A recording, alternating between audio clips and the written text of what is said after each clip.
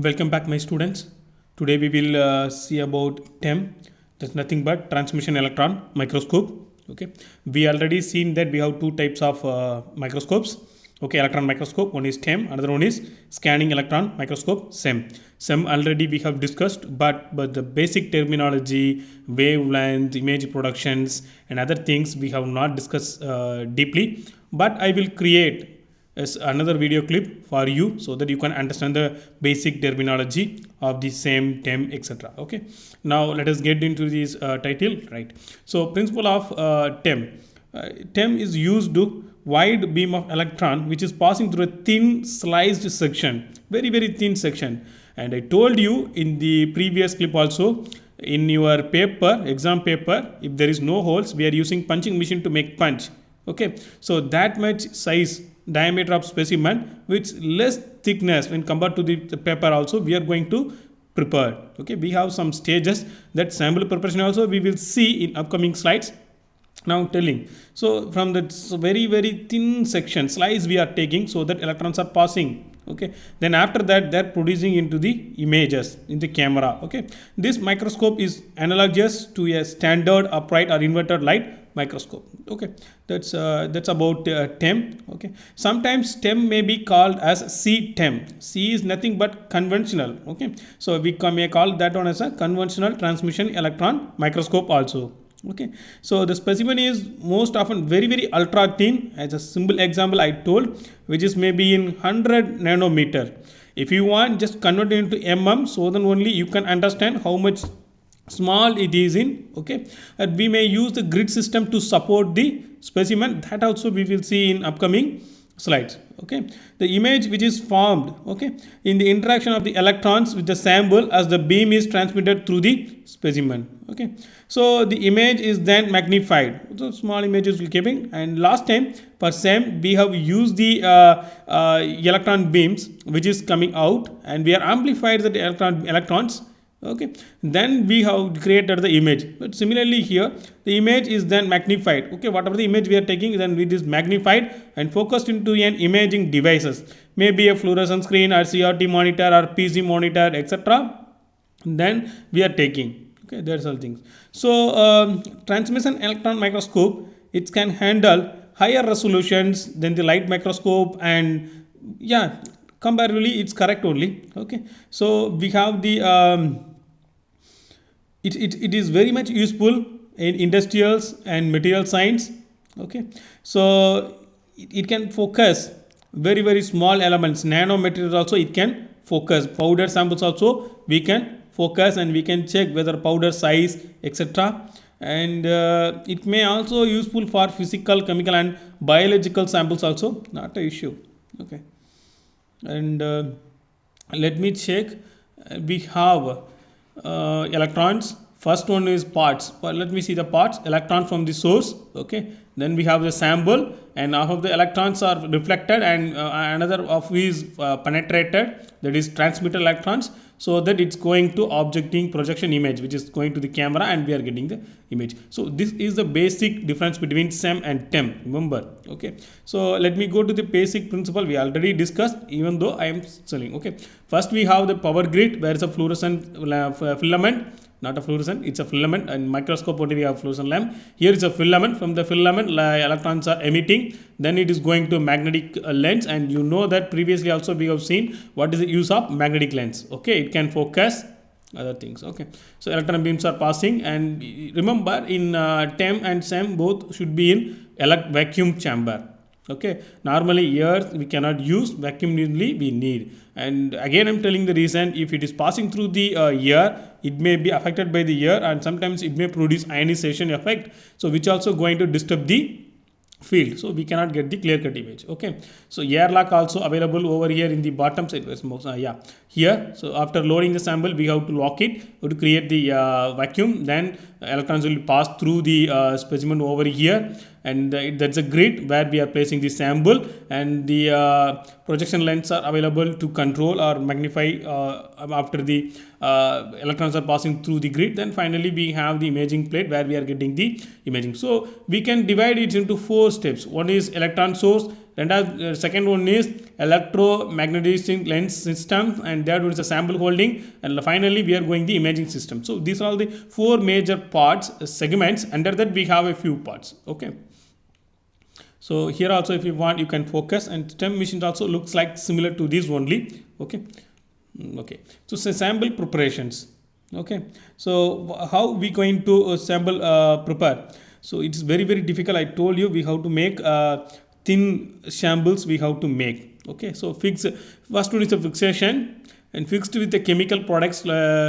Okay.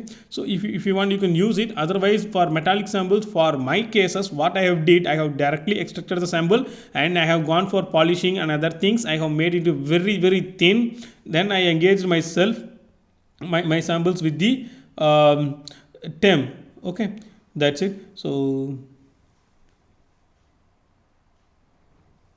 that's it. So and similar like same here also we going to dehydration. This is for biological samples. Most probably we have using trimming of resin block and ultra thin section. Yes, after that you have to slice this. We have to take the extra things.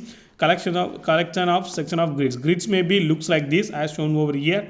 Okay, so there is 3-4 types of sample preparation things are available, so you can go through it, whatever it may be. These are all the constant step procedure you have to check. For metallic samples, thin section we can make it, not an issue. Okay, so first thing is bulk. If we have the bulk sample, that is 0.5 mm higher than that is called bulk, then we have to reduce into small one. From that we have to take a small slice. After that, I told you the so many times how the punching was happen in our papers. Okay, similarly we have to take the punching, then we have to create the sample. Okay, so after, where's my mouse? Yeah, after taking the small segment, you can mount it if you want. Otherwise you can take the grid, put it in the holder, then you can go for polishing, etching, polishing, etc. You can reduce the thickness. You see it's 120 micrometers and it's going for 50 to 100 micrometers. Then we are using disc shaft to reduce it diameter as thickness, as well as we going to polish those things. Okay, and then we going for grinding wheel, and you know that what is the usage of grinding wheel. Then we have disc punch. If you need, if anything is extra is available, just put it. It will punch. It will give the smaller sections. Okay, ultrasonic cutter also available. If you want, you can use it. Again, you going for a disc grinder. Okay, we have to mark the reference and other things. Sometimes you have to make the own conical sections over there, the breakthrough. This is one. Okay, and we have to check. Okay, then we have to clean the specimen and check it. Then finally it will go for examinations. Okay, so iron miller is available. Sometimes you have to put it and you have to check it before you engage your sample with TEM. Then we are going for last attempt. Okay, so the difference between SEM and TEM it's shown over here, which is TEM where it is electrons are passed through the thin samples. SEM it's not going to pass, it's going to scan the surface, remember. So in SEM we are going to thick sections, and in TEM we are going to use thin section. Specimen's stage is halfway down to column, yes, but here specimen stage in the chamber at the bottom of the column, because in the TEM electron should be passed and the passed electron going to show the images, so sample should be hold in the halfway, but here it is not. Okay, image shown on the fluorescent screen, but in the SEM it is going to be TV monitor. So image is in 2 dimensional. Yes, I accepted because we are keeping the specimen in between, so only 2 dimensional X and Y area we take, but SEM it's scanning all over the surface. Okay, surface of the sample. Again, sometimes you can tilt the image in SEM, and if you want you can create 3D also. Okay, so some of the applications are over here, and not only this, we will discuss about the parts later. Okay, not a problem. Okay, so some of the applications as I previously we have discussed, it is used for material science, biological, and other newly developed material to check the size of the powders, nano powders, etc. Okay, we can use it. So advantage, and it have a very high, offer very powerful magnification resolution. Yes, absolutely. And temps provide information on the element and the component structure. Yes, absolutely. And we can measure the dimensions of the powders, nano coatings, etc.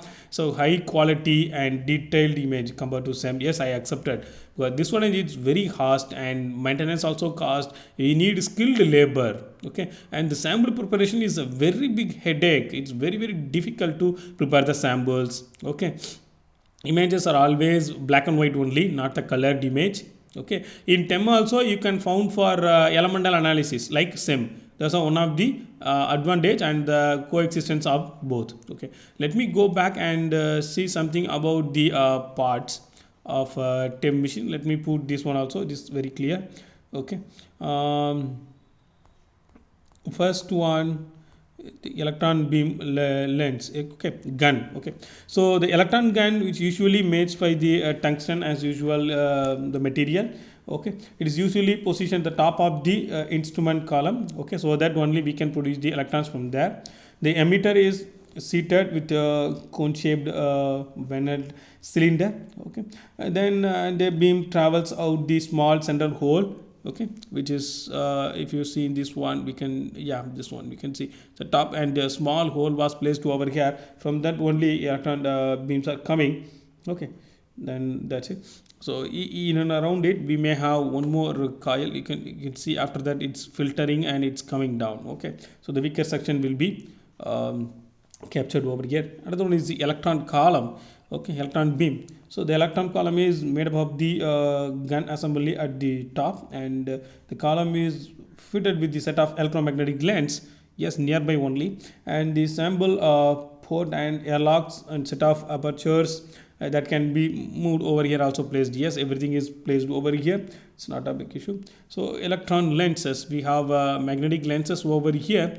Okay, so those lenses are designed to act in the manner of emitting that an optical lens by focusing parallel electrons at the some constant focal distance. Yes, absolutely, you can see it's nearby the parallel. Okay, and it's a conical section typically, but it's having a parallelly coming. And if you have the clear idea, you can check with SEM, and you can see the diagram. Up to certain level it is in parallel. After that only it was focused towards a single point. So electron resistance may electrostatically or magnetically, that's not a problem to control the electrons. That's our aim, so that you can use both. Okay, so electron lenses are manufactured from the iron cobalt or nickel cobalt alloys, such as permanent alloy also you can use. Okay, so electron lenses, I am not talking about the filament, I am talking about the electron lenses. Okay, that's it. So detectors, the major point is finally we having the image plate and detectors. So one of the common detectors we are using the TEM is extra energy spectroscopy, EDX or EDS, which is already told you for checking the elements present over there. Okay, this is really involved in the device for liquid nitrogen, so to keep the detector cold, so that you know that liquid nitrogen room temperature also it is very cold. If you want to check it, take one rose and purchase some liquid nitrogen, just immerse the rose in the liquid nitrogen for a second and just take it and see it became brittle. Okay, because liquid nitrogen is so cold, you should not touch, and while handling the electron liquid nitrogen you should be so carefully. Okay, apertures or the annular metallic plates. So last time also we have seen apertures, and if possible you can check with the internet also, not an issue. Okay, so that are further than fixed distance from the optic axis, so that we can see the clear cut image. Okay, this consists of small magnetic disc that is sufficiently thick to prevent the electrons from the from passing through the disc, while is permitting the actual electrons. Okay, there is permissions of central electrons in TEM causes two effects simultaneously. That is, firstly, aperture decreases the beam intensity as electrons are filtered from the beam, which may be desired in the case of beam sensitive samples. Secondly, this filtering removes electrons that are scattered to high angles, okay, so which may be due to unwanted process such as spherical or chromatic aberration due to some diffractions from the interaction between the samples. Okay, final one is the fluorescent screen or imaging plate which is given. Okay, so properly it should property emitting radiation under the influence of the electromagnetic electron beam bombardment. If the TEM, the screen coated with the material which is in the visible range, example zinc sulfide. Last time for SEM we are using aluminum coated solid state absorption devices we have used. Okay, is installed beneath the projector lens in the bath of the electron beams. Okay, the screen emits a visible lights when bombarded with the electrons, so that only we can capture this thing. The resolution of the fluorescent screen is limited to 70 to 100 micrometron by the grain size of the fluorescent material and by the light scattering within the materials. Okay, so these are all the things. Okay, so you can go through this and you will sure that you will get. Okay, so if you have any other images you can use it, but those images should have the electron gun, condenser lens, specimen grid where we are placing the specimen, objective lens, projective lens, and the screen. Okay, if those things are available you can use any film, not a problem. I will not reduce any mark.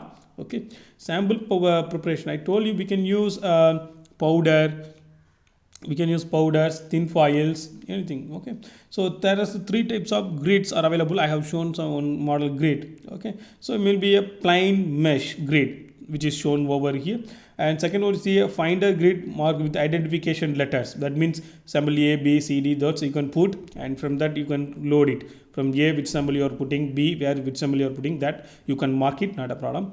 A slot grid for the large specimen, a small slot we can put it, and so that it may hold the specimen. Okay, that's not a specimen, so not a matter. Okay, initial first as I told we have to reduce the initial size as in the thing. Okay, so we have to use powder samples also. Okay, and you can use any other cutters you can reduce, and you can use the it's like for grinding wheel and disc saw you can cut it and you can grind it very smoothly.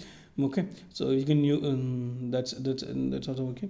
So chemically thinning, for after that we can use a chemical to edge so that some part may be taken and you can make a thin, because sometimes it is very difficult to handle the very thin section, so you can go for chemical thinning also.